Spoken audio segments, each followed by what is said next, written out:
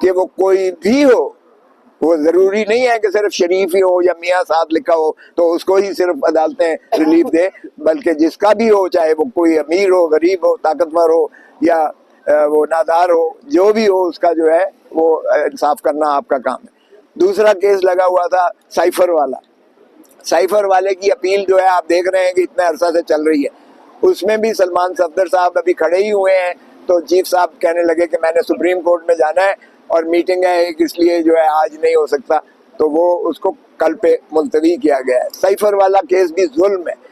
نہ تو سائفر کی جو ہے ڈاکیومنٹ کو پیش کیا گیا، سائفر فارن منسٹری میں بدستور موجود ہے،